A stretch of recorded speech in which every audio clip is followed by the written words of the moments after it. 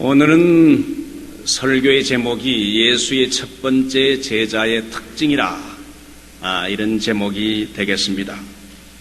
이제 월드컵이 6월 달로 다가오는데 여러분 그 콜롬비아란 나라는 축구도 잘하지만은 마약의 원산지요, 살인과 납치가 판을 치는 곳입니다.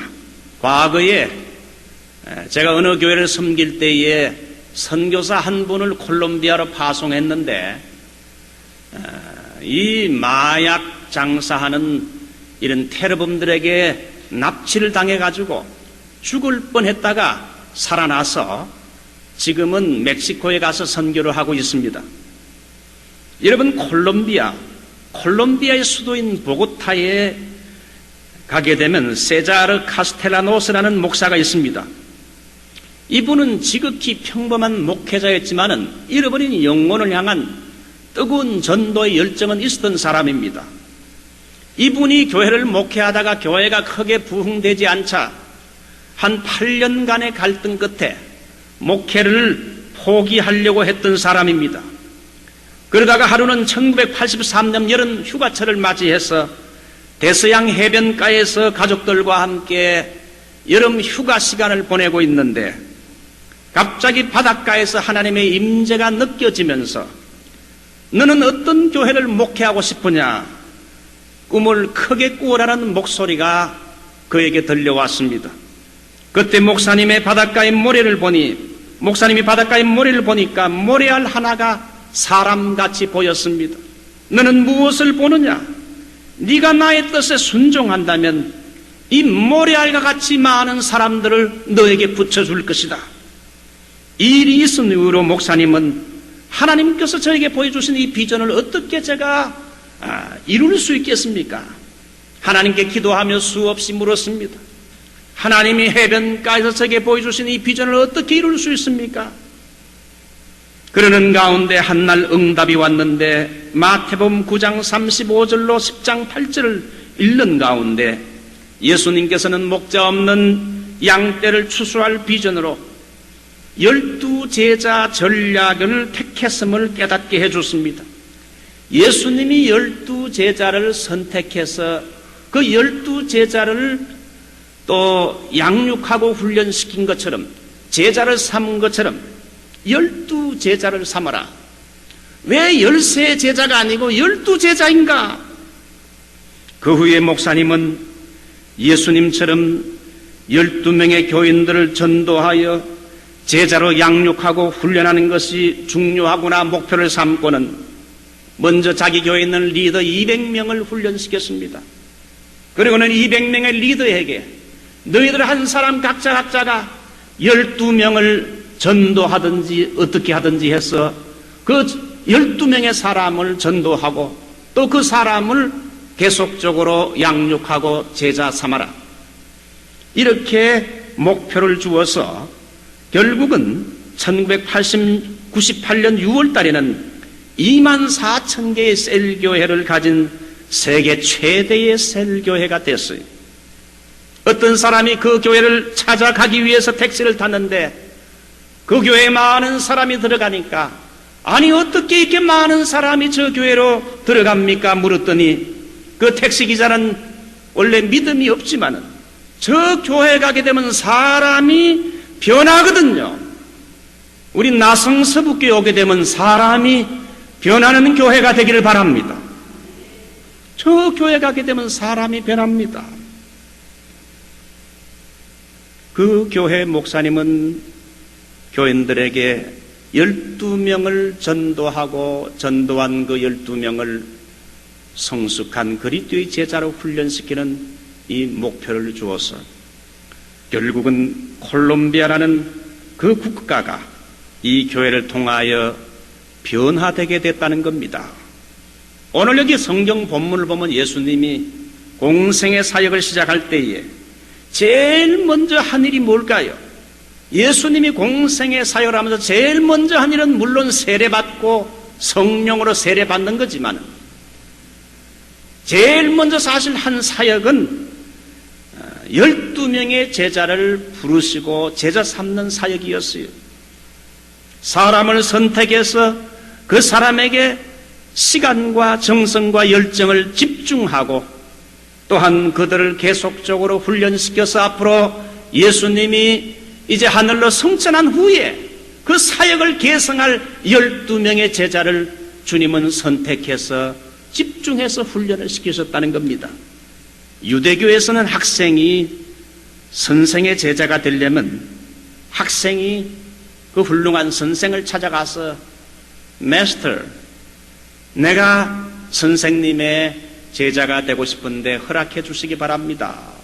그렇게 해서 허락을 받아서 제자가 됐지만은 예수님이 제자 삼는 사역은 학생이 선생을 찾는 게 아니라 선생이신 예수님이 제자를 찾아가서 너는 나를 따르라 그러면서 불러서 그를 훈련을 시키셨습니다. 오늘은 예수님이 부른 첫 번째 제자의 특징을 두 사람만 소개하고 영적인 교훈을 받고 우리의 삶에 적용하고자 합니다. 제일 첫 번째 제자가 된 사람 안드레입니다. 이 사람은 예수님의 제일 먼저 부르심을 받은 사람이라 첫 번째 제자예요. 안드레. 이 안드레의 특징이 뭘까요?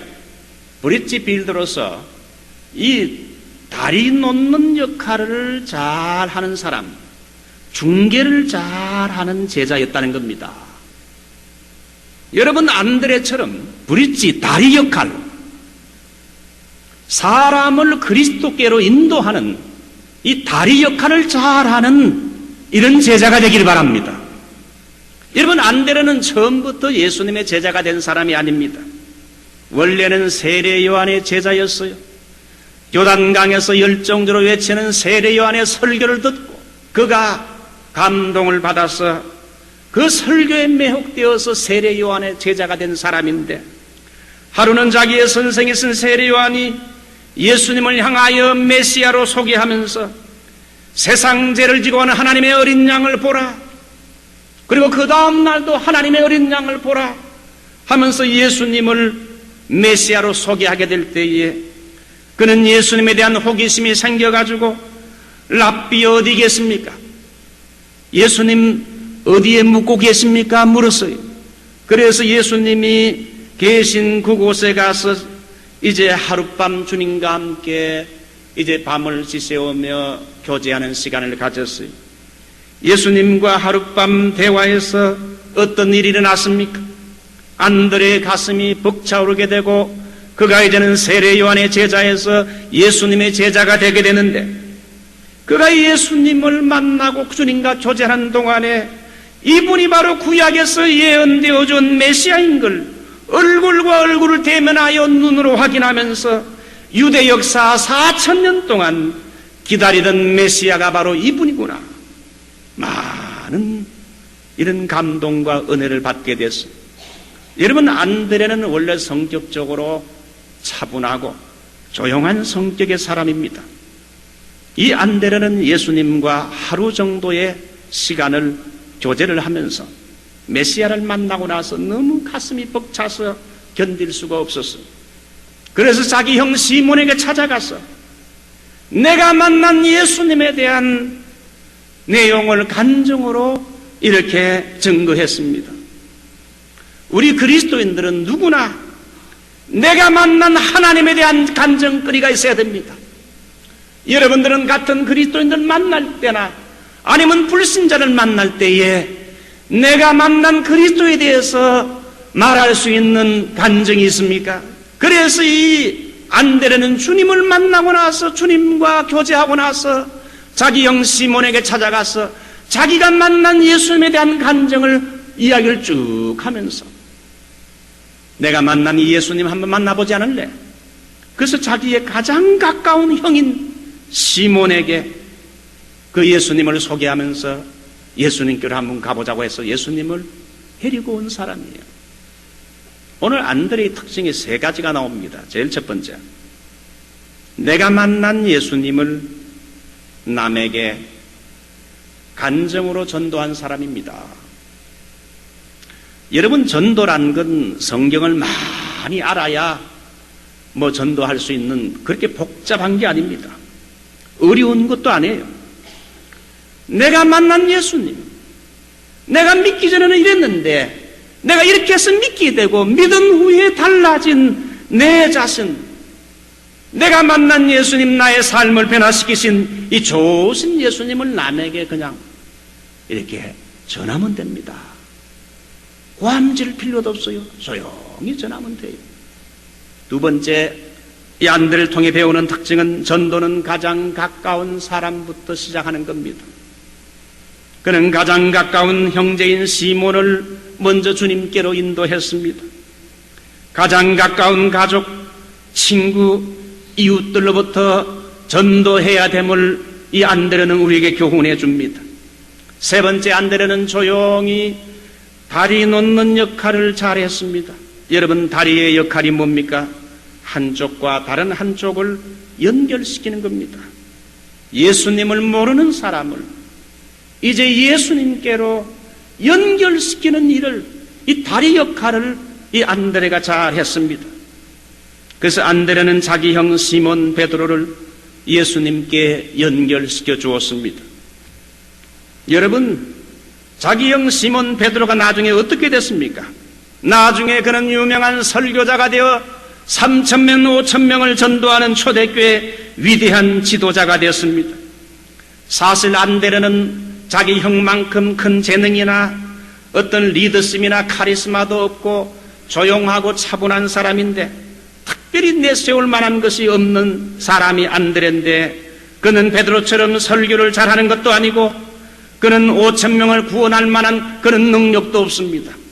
그러나 그는 5,000명을 구원한 위대한 설교자인 베드로라는 큰 인물을 전도한 사람이 바로 동생 안드레입니다. 안드레는 많은 사람을 전도하지 않았지만 그는 한 사람을 낚아도 대여를 낚았던 사람이에요. 큰 재간과 능력은 없어도 조용히 다리 역할을 했어요. 조용히 사람을 인도하는 다리 역할을 했어요. 자기는 큰 사람, 큰 인물은 비록 되지 않지만 내보다 더 큰 일을 할 사람을 예수님께로 데려왔어요. 사랑하는 성도 여러분, 우리에게 큰 은사와 큰 능력은 없다 할지라도 안드레처럼 내가 알고 믿는 예수님을 남에게 간증식으로 전하고요, 또 그 사람을 주님 앞으로 데리고 오는 일은 크게 어렵지 않습니다. 크게 은사가 필요하지 않아요. 조용히 내가 믿고 있는 예수님 한번 믿어보지 않겠습니까? 교회로 데리고 오면 돼. 주님께로 인도하기만 하면 돼요. 여러분, CCC의 창설자인 빌 브라이트 박사, 이 빌 브라이트 박사는 제가 어릴 때부터 우리 아버지 책상에 그 사진 갖고 딱 이렇게 돼 있어요. 이 빌 브라이트 박사는 수많은 대학생들을 전도하고 훈련시킨 사람인데, 이 사람은 CCC를 창설하고 많은 대학생들에게 도전을 주었고 사형리, 누가복음의 예수 영화를 통해서 수억 명의 대학생과 불신자를 주님께 돌아오게 한 사람이에요. 그런데 이 빌 브라이트 박사를 전도한 사람이 누굽니까? 이웃집에 사는 평범한 그 노인 부부였어요. 하루는 이 빌 브라이트 박사 청년에게, 여보게 청년, 내가 다니는 교회 한번 가보지 않겠나? 이 안드레처럼 말이죠. 그렇게 전도했어요. 그래서 교회 다니지 않는 빌 브라이트를 내가 다니는 한번 교회 한번 가보자고 이렇게 전도한 것이, 그것이 여러분 장차 수억 명의 사람에게 영적인 영향력을 미쳤던 큰 인물 빌 브라이트 박사를 전도하는 계기가 된 겁니다. 한국의 초대교회에 길선주 목사님이라고 계세요.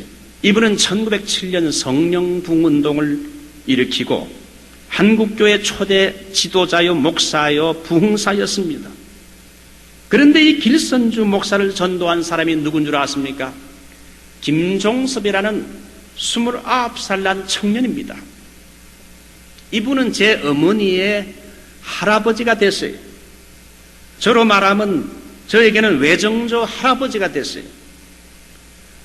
이 김종섭이라는 사람이 주님을 알지 못하는 길선주란 사람을 전도해서 그 선교사가 인도하는 곳으로 가서 그 사람이 예수 믿게 했어요. 우리는 큰 능력은 없어도 안드레처럼요, 이 전도하는 다리 역할을 하는 여러분이 되시기 바랍니다. 내가 전도한 사람이 큰 인물이 될지는 아무도 몰라요.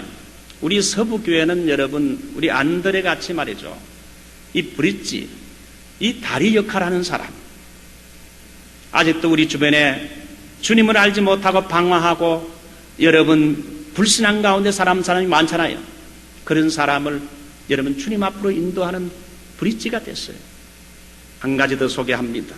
제자 베드로입니다.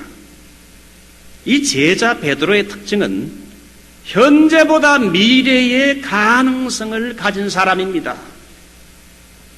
시몬은 안드레에 이끌려가지고 예수님께 왔을 때에 그는 어부 출신으로 비린내나 생선 비린내나 풍기는 불황무식한 사람이었어요. 성격도 급하고 과격하고 다혈질입니다. 시몬이란 뜻은 우유부단하고 불완전하다는 뜻인데, 예수님은 시몬이 오는 걸 보고는 사실 별 볼 일 없는 사람이죠, 시몬이. 근데 예수님이 42절 시몬이 오는 걸 보고는 유명한 말씀을 했어요. 가라사대 네가 요한의 아들 시몬이니 장차 개바라 하리라. 미래의 큰 그릇, 큰 인물이 될 사람인 것을 예언했어요. 지금은 우유부단하고 지금은 변덕이 많은 인간이지만은 앞으로 네가 큰 믿음의 사람이 되어서 반석 같은 믿음을 가진 사람이 될 것이요, 앞으로 위대한 초대교회 지도자가 될 걸 현재보다 미래를 바라보시면서 주님이 말씀을 하셨어요. 우리는 사람을 볼 때 그 사람의 현재를 봅니다. 현재의 모습만 보고 평가하고 실망하고 결정을 합니다.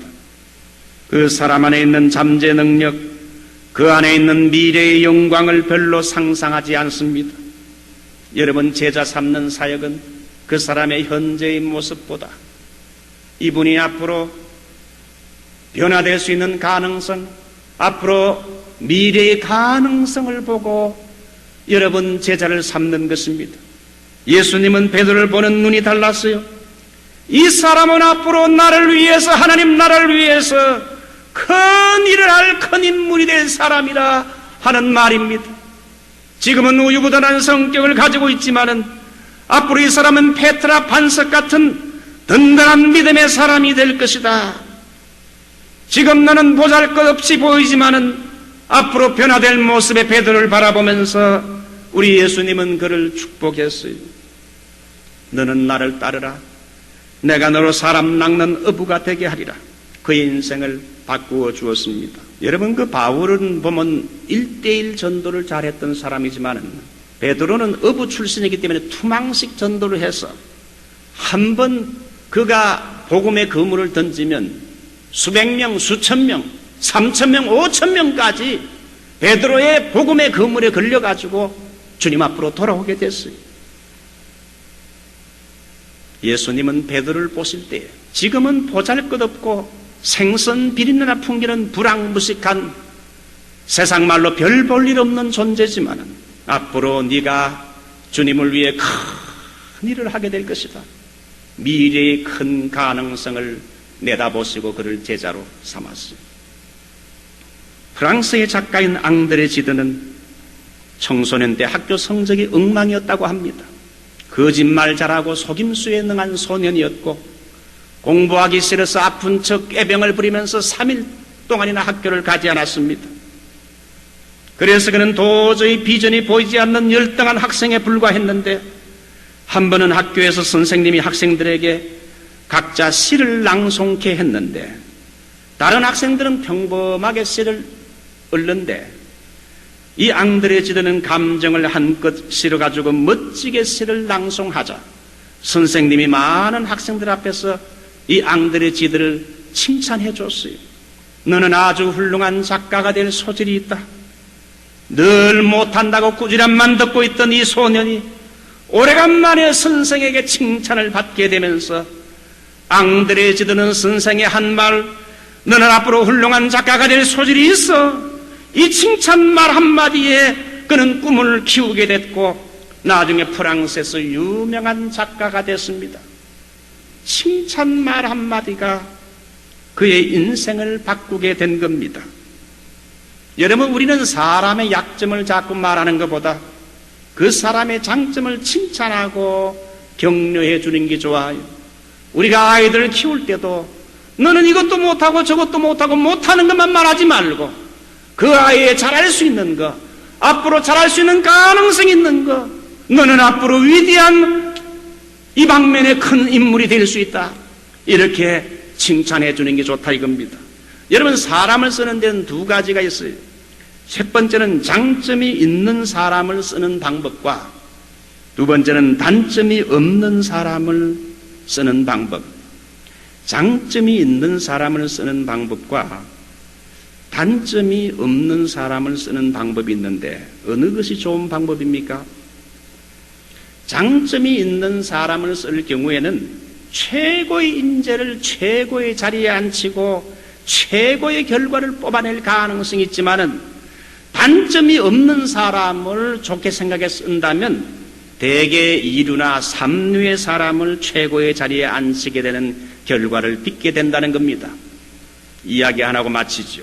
미국에서 가장 존경받는 대통령은 16대 에브라함 링컨 대통령입니다. 링컨이 남북 전쟁을 통해 노예 문제를 해결했지요. 남북 전쟁 당시에 북군에는 그랜트라는 장군이 있었습니다. 그 장군은 싸우게 되면 탁월한 전쟁 전략가입니다. 그래서 링컨은 그 사람을 아꼈어요. 그에게 중요한 직책을 줬습니다. 그런데 이 그랜트 장군에게는 결정적인 약점이 있는데 이 사람은 술을 너무 좋아해서 알코올 중독자란 겁니다. 그래서 주변에 많은 사람이 왜 링컨이 그랜트 장군을 쓰는지, 그래서 그랜트 장군을 참수하는 일을 여기저기서 많이 했어요. 어디 사람이 없어 술꾼을 이렇게 장군으로 쓰느냐? 링컨은 이런 말에도 꿈쩍을 하지 않았고 그는 전쟁하는 면에 있어서는 그랜트를 능가할 사람이 없다, 다른 사람의 말을 일축하고 끝까지 그랜트를 고용해서 결국은 그랜트의 탁월함으로 말미암아 남북전쟁이 북군의 승리로 끝이 나게 됐어요. 물론 그랜트는 술을 좋아하는 술주정꾼이요, 알코올 중독자인 기질을 가지고 있고 험이 있지만은 그 험과 결점보다 그 사람의 장점을 보고 장점을 이용해서 참으로 나중에 큰 결과를 이루게 했다는 겁니다. 우리 인간은 다 완전하지 않습니다. 특별히 여러분, 우리가 제자 삼는 사역도 다른 사람의 장점을 봐야 되고 우리가 아이들을 키우는 자녀 교육에 있어서도 여러분, 철 모르고 실수하고 부족한 우리의 자녀들의 그 어리석고 미련함만 보지 말고 하나님께서 우리의 자녀들에게 주신 그 자녀의 독특성, 그 자녀의 재능, 그 자녀의 이 강점이 뭔지 그 가능성을 발견해서 자녀의 잘할 수 있는 그 가능성의 문을 부모가 활짝 열어주시라 이겁니다. 이 아이가 뭘 잘할 수 있겠는지, 하나님이 이 아이에게 주신 독특한 은사가 뭔지, 독특한 강점이 뭔지, 못하는 것만 자꾸 못한다고 꾸지람하지 말고 잘할 수 있는 걸 부모가 여러분 발견해서 너는 이 방면 하면 잘할 것 같다, 그래서 키워주라. 그래서 예수님이 베드로의 강점을 키워줘서 결국은 그가 훌륭한 지도자가 됐잖아요. 우리 교회 생활 교우 관계도 마찬가지입니다. 사람을 보게 되면 이 사람의 장점도 있고 단점도 있지요. 좋은 점도 있지만 좀 부족한 점도 있지요. 우리가 그 사람의 안 좋은 점만 자꾸 끄집어내가지고 이러쿵저러쿵 말할 필요가 없어요. 하나님이 그 사람에게 주신 장점, 훌륭한 점, 가능성, 그걸 자꾸 칭찬하고 격려해서 그 사람으로 하여금 하나님의 일을 잘할 수 있도록 이렇게 용기를 주고 힘을 주는 것. 이게 바로 우리 예수님이 하신 일이거든요. 오늘 여러분 말씀을 맺습니다. 예수의 제자 두 제자, 사람을 그리스도께로 인도한 안드레, 다리 역할을 잘하는 저와 여러분이 되십시다. 그 다음에 다른 사람의 장점을 보고 그 사람을 하나님의 일꾼으로 쓰임받도록 뒤에서 격려하는 저희들이 됩시다. 기도하겠습니다.